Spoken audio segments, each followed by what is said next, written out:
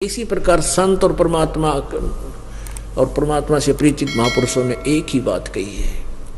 एक बार नानक साहिब जी से कहा कि प्रभु हे भगवान, आप कभी हमें खुशी नजर नहीं आते, ना इन त्योहारों के अंदर आप कभी सहयोग में शामिल होते हो। तो क्या कहते थे कि ना जाने काल की कर डारे, किस भी ढल जा पासावे, और जिनाते सरते मौत खड़क दी उन्होंने केड़ा हासावे। अगना बेरा कब के बिजली गिर जाए, एक सेकंड का नहीं भरोसा किसी का भी। जैसे आप पिछले इतिहास देख लो, 2005 के अंदर हरियाणा के 2 कैबिनेट सत्र के मंत्री एक ही हेलीकॉप्टर में मृत्यु को प्राप्त हुए। उनकी कितनी आशाएं थी, कितनी उमंग थी, किसी मंत्री बने जो पता नहीं क्यों बढ़ाइयाँ बैठी थी और मिठाइयाँ बैठी थी, और गए एक सेकंड में। या क्या किस चीज़ पर प्रसन्न हुआ इंसान, या भूल लाग रही है, अज्ञानता में हम ऐसी कर रहे थे। हमें डर के रहना चाहिए, भगवान का भजन करना चाहिए, और कभी किसी का बुरा नहीं करे। कोई राजपद प्राप्त भी कर लेता है तो कति भगवान से डर के कलम चलावे, गलती नहीं करे, अपने पापों की गठड़ी सिर पे नहीं रखे, नहीं तो लद्या जाएगा वो पापों से गधे की तरह। और पीछे ये आंध्र प्रदेश के मुख्यमंत्री जी हेलीकॉप्टर में क्रैश हो जाने से गिर कर मर गए एक सेकंड में, और 3 दिन में तो लाश पाई थी, कड़ा पड़ा कहाँ टुकड़े हुए उसके, जाके कोई फर्स्ट एड करनिया नहीं मिला उसको।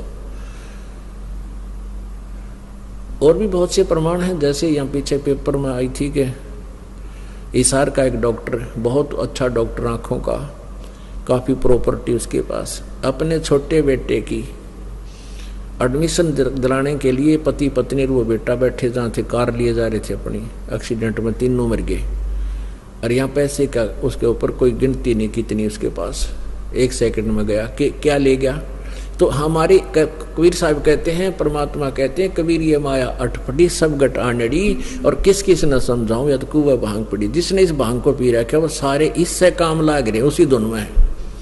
पोलैंड का एक पूरा कैबिनेट, यानी जिसमें मंत्री प्रधानमंत्री सारे बैठे जाते एक के जहाज में, और उस पूरा क्रश हो गया, 6 आदमी मर गए। बताओ, वो सारा कैबिनेट, मंत्री महामंत्री सारे मर गए एक सेकंड में। तो पुण्यात्माओं, हमारा इस काल की भांग का इतना नशा हो गया कि ये इतने हम रोज देखें झटके, फिर अपना असर कति नहीं होता। हमने अंडी पाके अंडे जाए, और ये अंडीपना इस ज्ञान तो मिटेगा। ये जो ज्ञान आप सुनोगे, हृदय में जमाओगे, तो जब बात बनेगी। ये बातें कहन सुन की नहीं भाई, ये कर पाड़न की है। तो क्या कहते हैं, नानक साहिब जी से कहा था, पूछा करते, वो कहते थे, ना जाने काल की कर डारे, और किस विध ढल जा पासावे, और जिनाते सरते मौत खुड़क दी उन्होंने केड़ा हंसावे। या किस चीज पर नाचे गावे, किस चीज की खुशी मनावे, एक सेकंड का भरोसा नहीं। आज पुत्र होने की खुशी मना रहा, डफल बजा रहे हैं सब कुछ, और महीना पीछे मृत्यु हो जाती है, टक्कर मार रहे हैं। तो ये ड्रामाबाजी हम ज्ञान से ही बंद कर सकते हैं, कहने सुनन नहीं हो सकती। तो ज्ञान होगा इस तत्व ज्ञान से। आप सत्संग में आओ, अपने बच्चा ने भी लावे, पुस्तक दो, सीडी ले जाओ, सस्ते से सस्ती दे रहे हम यहाँ सीडियाँ। हमारा उद्देश्य है कि जनसाधारण तक ये ज्ञान पहुँचे किसी तरह, और ताकि ये आग लगी हुई है ये बुझ जाए, इस मानव का जो हौस बढ़ गई है माया की, ये कम हो, और परमात्मा की भक्ति करके अपना कल्याण करवावे। फिर नानक साहिब जी से कहा कि प्रभु ए महात्मा जी, क्या आप कभी प्रसन्न नहीं होते? नानक साहिब कहते हैं, प्रसन्न होता हूँ।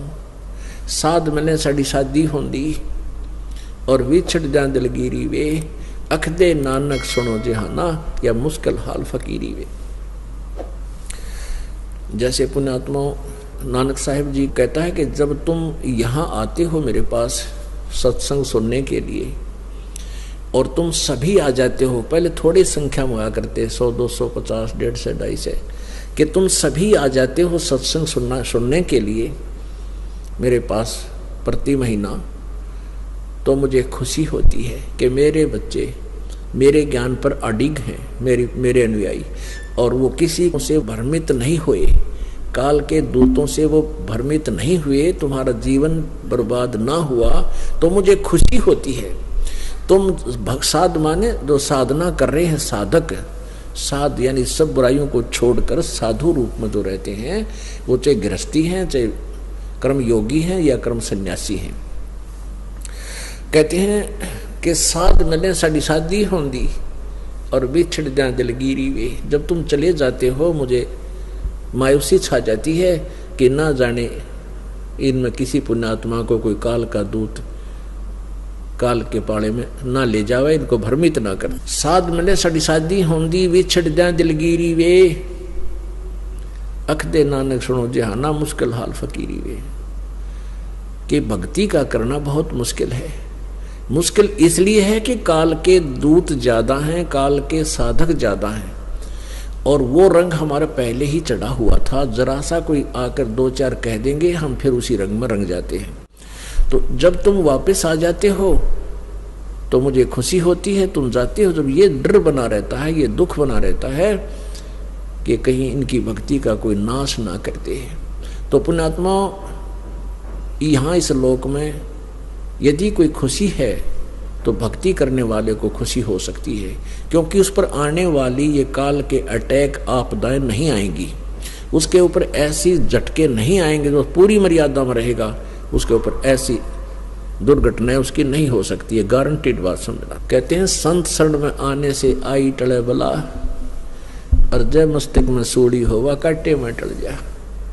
यानी परमात्मा की भक्ति से यदि हमारे प्रारब्ध में कोई एक्सीडेंट दुर्घटना में मृत्यु भी होनी हो तो भी टांग टूट कर बच जाएगी, मरेगा नहीं। रहे थे जगत गुरु तत्वदर्शी संत रामपाल जी महाराज जी के मंगल प्रवचन। अधिक जानकारी के लिए विजिट कीजिए हमारी वेबसाइट www.jagatgururampalji.org। संत रामपाल जी महाराज जी के शुभ आशीर्वाद से पूरे विश्व भर में 500 से भी ज्यादा नाम दीक्षा केंद्र हैं, जिन पर संत रामपाल जी महाराज जी द्वारा ऑनलाइन निशुल्क नाम दीक्षा दी जा रही है। अपने नजदीकी नाम दीक्षा केंद्र का पता करने के लिए संपर्क करें 8222880541।